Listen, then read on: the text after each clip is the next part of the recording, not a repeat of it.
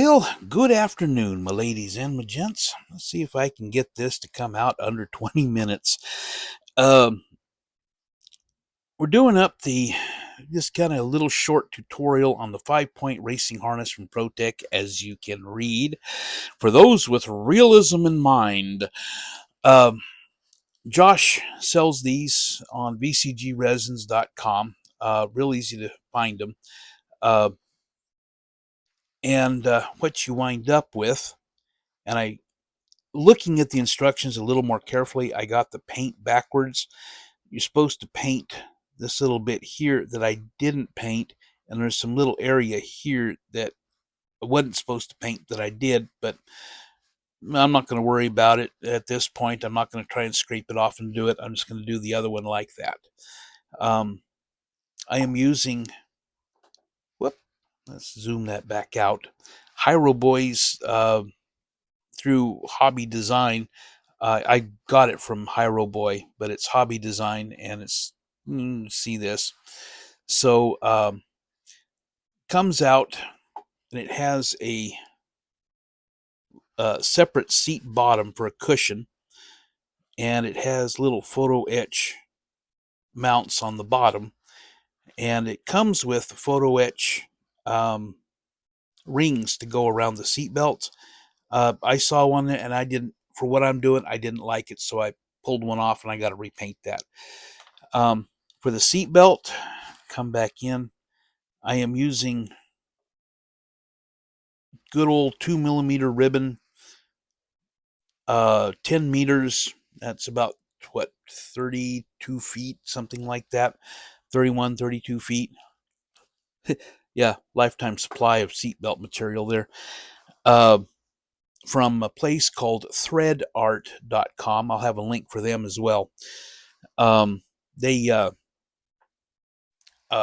you can also use, this is basically what they get for like the ribbon material that comes in all those seatbelt sets that you can get with the hardware and the various colored ribbons.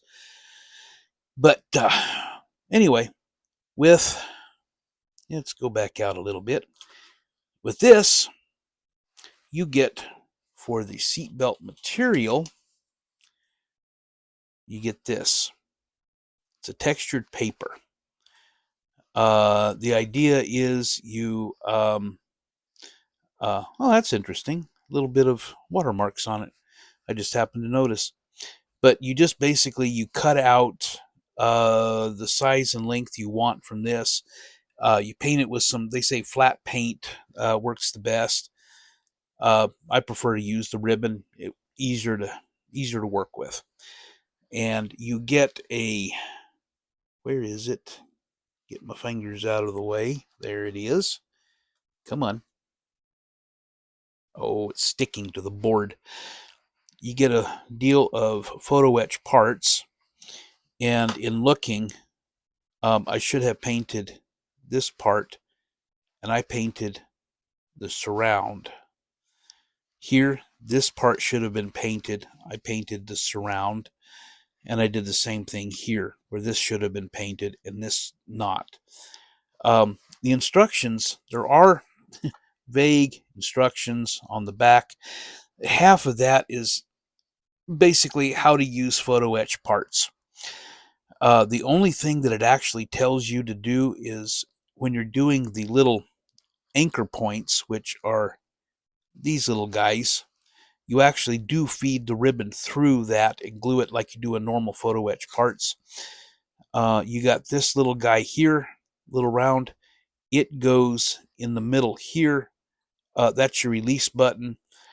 But the rest of it is, other than that, that's useless. And it gives you this, which took me a little while to figure out what in the world, because this is a separate piece from this. Same here. Huh? And then over in this corner, it shows, but there's no separate parts for that here. So when I realized that, let me get the other set of instructions that I got from earlier. I went through and I connected top and the bottom, give you kind of a, and over here, you can see that I connected there, and I went over here and did the same thing.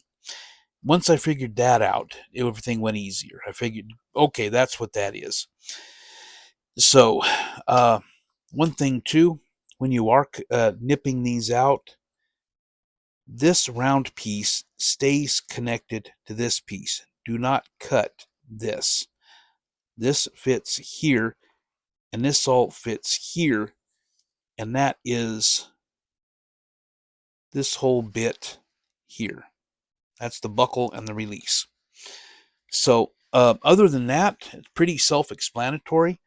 What you can do is these instructions here are actually essentially a one-to-one scale of your lengths that you need for either using the white material or a ribbon.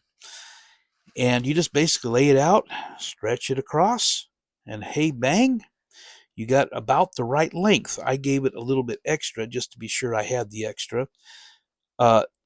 These are here are the little things like you clip into a seat belt, and that's these happy little guys here. And you get 8 of them because you can also then put anchors on the end of each one of the seat belts if you wanted to go that route. On mine, it all wound up going underneath, and I didn't actually model in the anchor points, the back. So this here, you won't see this part because the side panel sits like that, and it completely blocks the view of that. So there's no sense in going through the hassle of doing that. And then this, I just tucked in behind. So, but it really does. It comes out pretty nice. The end result, as long as you remember to paint the right parts. I'm set up. He's got them set there and just waiting to climb in, set them in, and set the belts up so that they're just, you can hook them up. That's what he's doing. So, well, okay. So I've about gone on long enough with this. I hope this helps.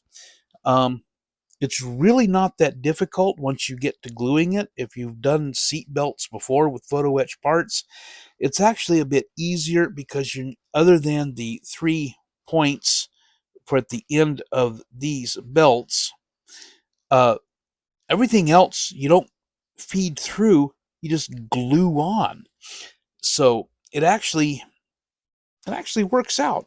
So it was really confusing at first, but anyway, any questions, feel free to reach out either through email, text jester 19500 at reagan.com, or leave a comment and ask about it. I'll try to get back with you and see if I can work with you if there's any confusion.